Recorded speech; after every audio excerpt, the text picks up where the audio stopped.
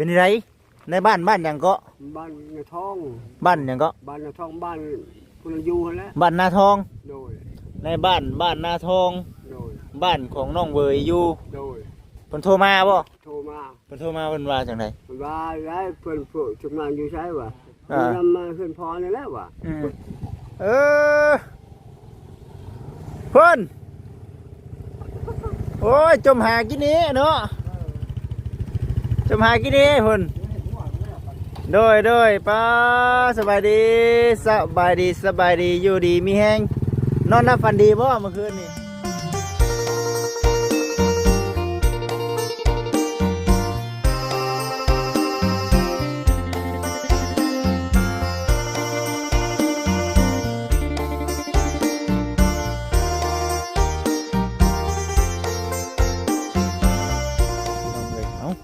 ทักทายสบายดีFCอีกเทื่อพี่น้องเอ้ยเด้อพอเฒ่าอาโจยเนาะสบายดีเป็นไรในบ้านหยังก็บ้านนาทองบ้านหยังก็บ้านนาทองบ้าน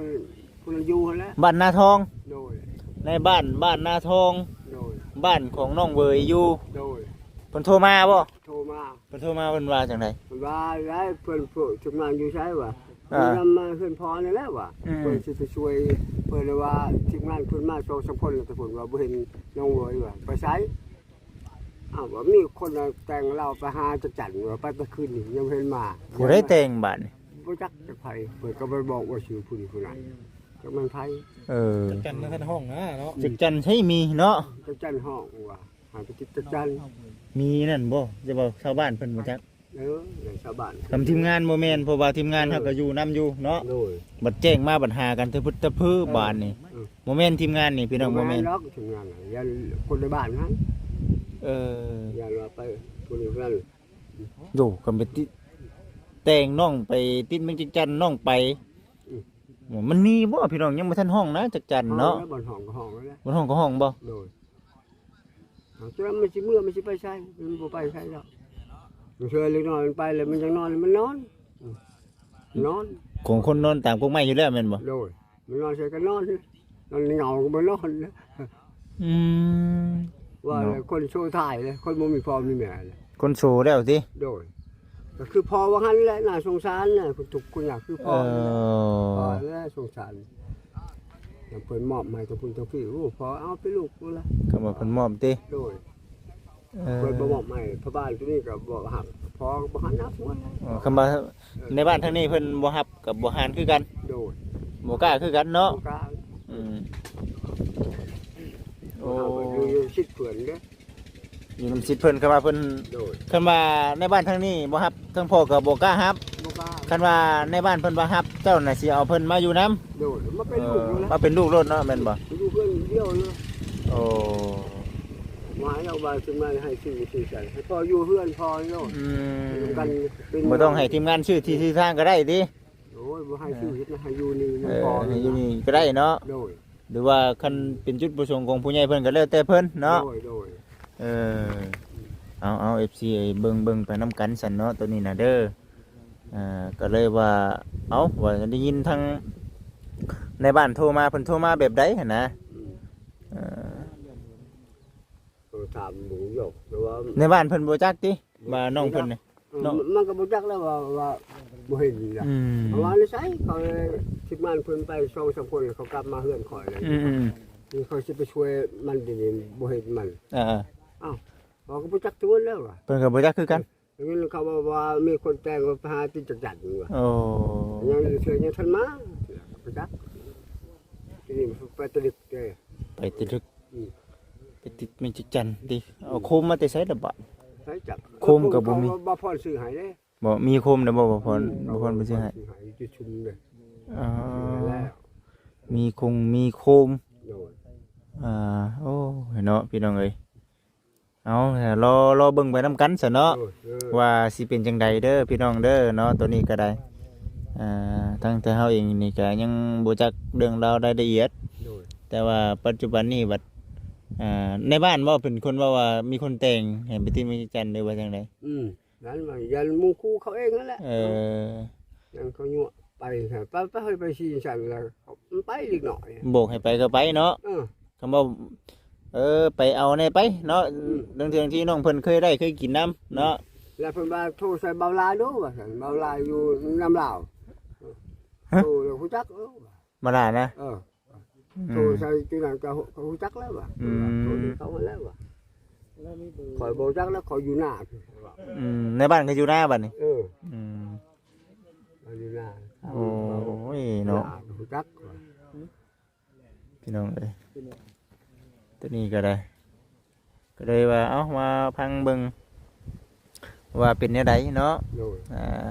ว่าสิเป็นหยังน้ำแน่พี่น้องเอ้ยโอ้ยเนาะตอนนี้ก็กำลังคิดกับหน้ากับหลังอยู่เอ้าตกลงมันเป็นจังไดแน่บ่จิตเนาะบ่ได้หา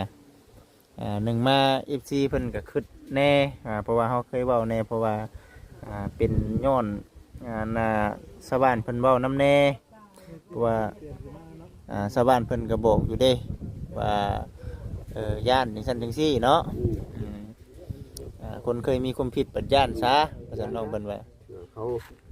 เห็นว่าใส่คนนิดหน่อยงับบ่ถึง10แม่นเอาใส่เด็กน้อยยังบ่ฮอด10กว่าปีก็12 13 14เนาะหาคน14ปี14บัดนี้ล่ะมีคนมาบอกมีคนเป่าหูกระย่านเด็กน้อยเนาะตัวนี้แหละมันสำคัญพี่น้องเอ้ยแล้วจังว่าลองเบิ่งลองถ่า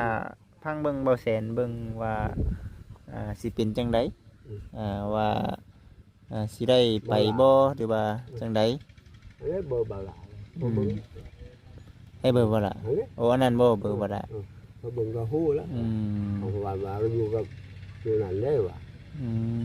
หากบ่ล่ะก็อยู่พุ่นไดบ่ล่ะก็อยู่พุ่นนั่นก็ทั้งบ่เอ็นสีมาเว้าแน่บ่ล่ะก็บ่จักนำคือกันบาดนี่เนาะบ่ล่ะก็บ่เห็นบ่ล่ะก็บ่เห็นก็สิคิดนักแน่หั่นนะ FC เอ้ยตกลงเป็นจังใดกันแท้ว่าซั่นหนีหยังหนีย้อนสวรรค์เพิ่นบ่าหรือว่ามันมีหลายแนวอยู่มีแต่เฮารอเบิ่งรอชมไปนำกันเด้อ FC เด้อเนาะจะพาโดนสรุปรอฟังคำตอบไปนำกันเดี๋ยวมันก็เมื่อยเพิ่นมันเมื่อแล้วนี่ฮะฟังเบิ่งจ้ะเนาะว่าเพิ่นสิมาหรือบ่เนาะว่าเพิ่นสิไปหรือบ่เราเบิ่งไปนำกันเด้อ FC เด้อเนาะเด้อเพิ่นโทรมาที่แรกตกใจบ่ตกใจมีเรื่องหยังติมีเรื่องหยังเด้อโทรมาว่าเห็นว่าพวกนายอยู่หันโดยว่าเห็นแล้วเพิ่นสิไปช่วยเพิ่นแล้วเห็นบ่ว่าไปเบิ่งได้ว่าเขาอยู่หน้าได้ว่าเพราะว่าใช่พวก FC ไปเบิ่งว่าบ่เห็นเราว่ะโอ้ยมีคนนั้นในบ้านนั่นว่าพาเราไปติดจักรน่ะเทื่อนอนฟังไปสัน FC เนาะฟังไปสิเป็นจังได๋ก็ตามแต่เราเบิ่งเราชมไปนำกันมื้อนี้ก็เอาอยู่ที่เฮือนของพ่อเฒ่าโจยเพิ่นคือเก่าตัวนี้ก็ได้ยังบ่ทันได้ไปไสพี่น้องเอ้ยที่แรกก็เว้าอยู่คิดอยู่ว่าจบจากบ้านพ่อนี่ว่าสิพากันไปหาน้องเพิ่นดังจากว่าไปแล้วเดี๋ยวก็พุ่นได้เดี๋ยวสิครับเมื่อนะตอนนี้ก็ทั้งสร้างเพิ่นมาเว้ามาจากันแล้วเนาะแต่ว่ามือยุ่งมือย่อนะหาวันข้างในได้เฮือนชานนั้นเป็นของทางพ่อเฒ่ามื้อใดก็ว่ามื้อ3-4 มื้อนี่แหละประมาณ 3-4 มื้อตอนเช้าเนาะประมาณ 3-4 มื้อตอนเช้าก็สิได้ลงมือได้ใกล้สิมีข่าวดีคือกันในได้เนาะทางอันพ่อช่วยก็ได้ดวงดีโชคดีถูกมากับพอแบบเมานู่นพอเลยลุกสบายโอ้ยงานถูกมามวนคู่มือคู่วันติอย่าว่าเมื่อยอย่าว่ารำคาญโอ้ยพอให้มักเลยแห่งมักเลยติโดยมาไปให้มีคู่อย่าเมื่อยอย่าว่ารำคาญโอ้ยคือมาเว้าพอให้มักซุมื้อแท้ไปซั่นจะให้มาคุ้มมือเลยพอไปกินยังเดี๋ยวพอแบบชุมชนพอชุมยากประมองว่าดู มาบอก ทุก อ๋อ เนาะ ที่มึงกับที่นำกัน ฟังไป โดย ฟังไปนํกันเนาะ โดย มันสิเป็นจังใดได้ FC เอ้ยเนาะตอนนี้ก็ต้องดุนต้องชมเบิ่งว่าสิเป็นจังใดรอพังรหัสเบิ่งบัดนี้ว่าเฮาสิเห็นน้องเพิ่นเลยบ่เนาะหรือว่าน้องเพิ่นสิไปติดจักจันแท้บ่น้องเพิ่นสิย่านหนีแบบคือเบาแอนเว้าบ่หรือว่าสิไปบวชแม่นความทั้งน้องเพิ่นเคยเว้าบ่อันนี้ก็ยังบ่จักยังบ่ฮู้เทื่อมีความคืบหน้าว่าจังไดบ่แซนมีความคืบหน้าว่าจังไดเรื่องน้องเบื่ออยู่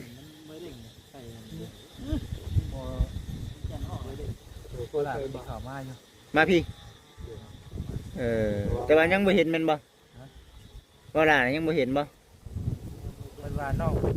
เลยของเห็นนี่แหละแต่ว่า เดี๋ยวเพราะว่าบ้านช่วงนี้พอหรือว่ามีคนใจให้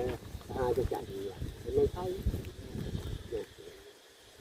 จะจัดพาบางไปติดจัด มวยเท่านี้ที่นี่จัน ไปติดจัดเป็นคืน เขาลองเบื่อคนเนาะ พังไปเนาะมีคนแต่งก็คำมาเป็นแบบนั้นน่ะ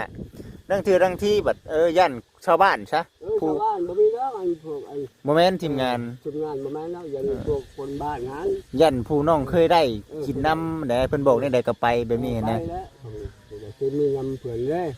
ไอ้แบบไปหาจะติดจัดเงาเอ้ย แต่ว่ามันสิ่งที่มันขึ้นนี่คือบ่บอกทีมงานแบบนี้นะเห็นว่าแล้วอยากไปแล้วก็ไปด้วยมันบัดนี้ทีมงานก็ได้บุญกันอยู่บาดนี่ แล้วก็ไปแล้ว ถ้าจะไปใช่เขาก็บอกทีมงานเนาะ ไปอยู่จริงว่ามีสองตัวนี้ว่ามีพระเข้าไปหาพ่อมีก็ด่าว่าเขาไปอยากไปปวดน้ำพ่อดีกว่าไหนมี2มี3รู้แล้วมี3กรณีรู้แล้ว1มาบัดน้องย่านแบบคือชาวบ้านมาเว้าใช่เฮ็ดให้ย่านเนาะ2มาก็น้องเพิ่นไปหาที่เมืองจักจัน3มาก็อาจสิเป็นแบบว่าเพิ่นได้เว้าได้จานํพระครูพระอันนั้นเพิ่นว่าไปเป็นสังฆดีวัดหรือว่าบวชก็บ่จักเนาะสบายดีเอาไปใช่เขาต้องบอกแล้วไปบ่บอกบ่กล่าว เห็นว่าพอไปพูดแต่พูดแล้วมีปลาเฮือนได้ลูกแล้วพอไปเบิ่งข่าวชวนทางอยากเอาของพอ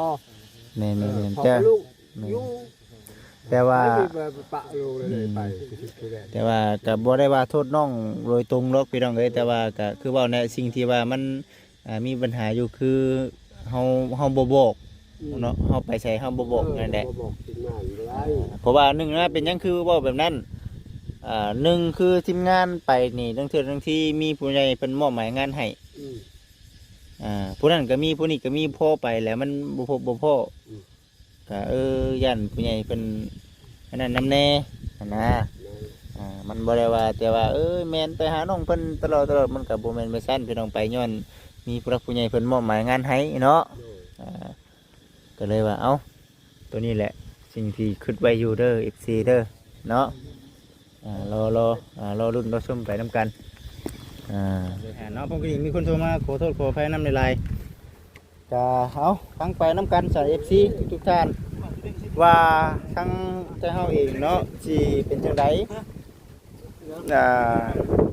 มีแต่ว่าได้ยินว่าเบาหลาก็สิเข้ามาพี่แม่นบ่แสนเบาหลาก็ว่าสิมาพี่พี่น้องเอ้ยเดี๋ยวเฮามาปรึกษากับเบาหลาเพิ่นแน่ว่าสิเอาจังไดดีกับทางน้องเวยเพิ่นว่าสิสามารถไปหาน้องเพิ่นได้คือเก่าบ่หรือว่าเรื่องราวมันเป็นจังไดแท้ทางเฮาเองก็บ่ฮู้เทื่อเนาะสบายดีช่างเรื่องแท้นี่เนาะกล้องมาเรื่อยของชัดเลยนี่แค่รอทั้งบ่หลามารอยังเว้ายังไล่บ่หลายยังเว้าหลังได้บ่หลายแต่ว่าจริงๆเขาเตเลเขาหลังว่าไปคุยกับในพวกในบ้านนี่ทีแรกแม่นอยู่เดี๋ยว FC เพิ่นสิเว้าว่าบ่ปิ้นไปปิ้นมาแทบบ่จิตเนาะได้ยินทั้งบ่อแอนเพิ่นมาว่าไปเวรน้องเพิ่นเลยทำก่อนเกิดเพิ่นน้องเพิ่นไปก้านหรือว่าไปยังไปเมื่อในการถ่ายของถ่ายที่บ่เพื่อเห็นเฮาก็ตั้งยังบ่ฮู้คำตอบเลยต้องถามทั้งบ่หลากเพื่อ ว่ามันอยู่ตรงกันพุ่นเด้ แม่น เขาเข้าไปก็โทษมันไกลเด้เนาะ บ่ได้ ว่าโอ้ เฮาต้องให้มันแน่ชัดดีๆเอาจึงไปพี่น้องเอ้ย ผู้คนเราก็ อันสิ ไป บ่ เฮ็ด ไป พ่อกันเนาะ พ่อก็เสียเปล่าเลย เพราะมันบ่ได้ใกล้ปานใดเฮาจึงว่าโอ้ยบ่เข้าไปเดี๋ยวไปมันสิเสียเที่ยว ถามบ้างว่าหลาเพิ่นว่าเพิ่นมา อืม บ่หลาบ่พรเพิ่น ทางบ่ล่ะบ่พรเนาะไปสั่น14เนาะก็สิประมาณนี้แหละก็ถือว่าได้คุยกันอย่างละเอียดเต็มที่เรียบร้อยแล้ว มีแต่ว่าเฮาทางเฮาเองก็เดี๋ยวสิรอถามไทยเบิ่งทางอันนั้นก่อนเนาะเบิ่งทางอันบ่ล่ะบ่พรเพิ่นมาก่อนจังคุยจังจากันเนาะตอนนี้ปัจจุบันนี้ก็คือเฮาเว้าหั่นแหละพี่น้องเอ้ย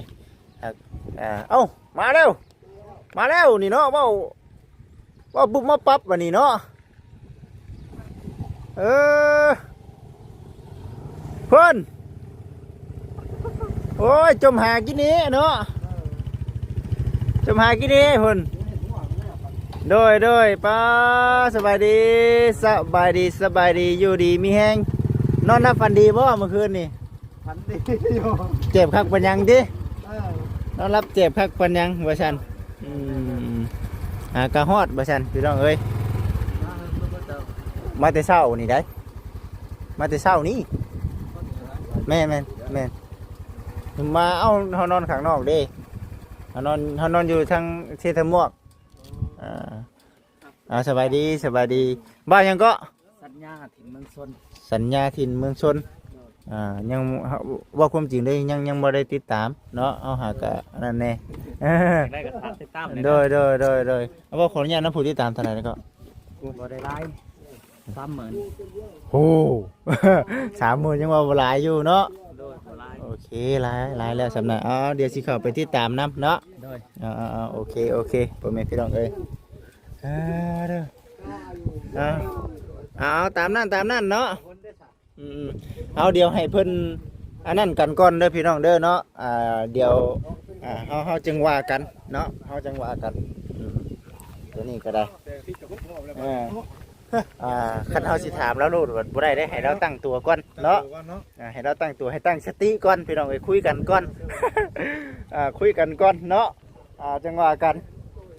เฮาเองก็ถือว่าเอ้าอยู่นํกันนี่แหละพี่น้องเอ้ยมื้อนี้ก็ได้เดี๋ยวคุยกันให้อันน่ะเข้าใจกันคักก่อนทางอันน่ะ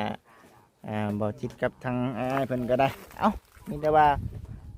เดี๋ยวสิให้ทาง FC รอรุ่นรอชมคลิปต่อไปเนาะเดี๋ยวสิถามมึงทางอ้ายเพิ่นเนาะคลิปนี้เฮาได้เว้าได้จากันเฮิงแล้วให้ FC เพิ่นรุ่นนำในได้เนาะเห็นว่าก็ได้เป็นคนละคลิปซะเนาะพ่อแม่พี่น้องเอ้ย นี่ดิเนาะมีต้นไม้ใบหญ้าเพิ่นปลูกผักปลูกหั่นปลูกนี่เนาะปลูกผักอยู่ทางนั้นโซนปลูกผักโซนปลูกต้นไม้ต้นหมักพร้าวหมักม่วงหมักเล่นหมักนาวโอ้ยหลายอย่างพี่น้องเอ้ยถ้าพูดหนึ่งก็ได้เอาโอเคพ่อแม่พี่น้องเอ้ยสำหรับคลิปนี้ทางมุจิตเองก็จะได้ขอตัวจบคลิปก่อนฝากพ่อแม่พี่น้อง FC รอรุ่นรอชมเบิ่งไปนำกันเด้อพี่น้องเด้อสำหรับคลิปนี้ขอกล่าวคำว่าสบายดีพี่น้อง